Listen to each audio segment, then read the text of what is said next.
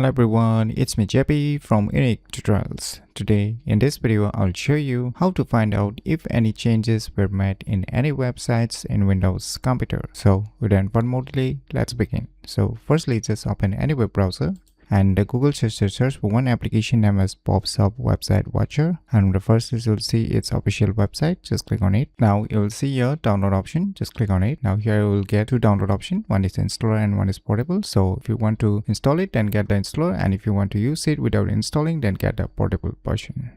So finally the file has been downloaded, so let me go to the folder where it's being downloaded and let me close this web browser. Now just double click it to extract this zip file. Now just open the extracted folder. Now you will see the first file, website watcher. Just double click on it. Now just click on this continue.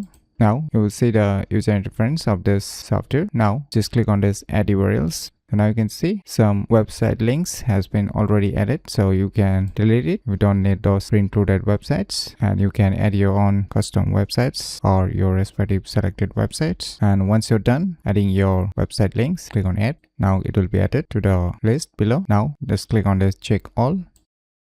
So finally you can see the status, okay, and today's date. Now if you click on the respective website, you can see some details here. That is the content of this respective web pages, and below you will see here no changes detected, as you can see clearly. So you can click on the other website links. So you can see here too, no changes detected. So by using this cool application named as pops up website watcher, you can easily find out if any changes were made in any websites in Windows computer very easily. So if you never known about this cool application, then you should definitely give it a try. So if you find this video tutorial useful, please click on the thumbs like button, and if you're new to our channel, click on the subscribe button, and lastly, thanks for watching.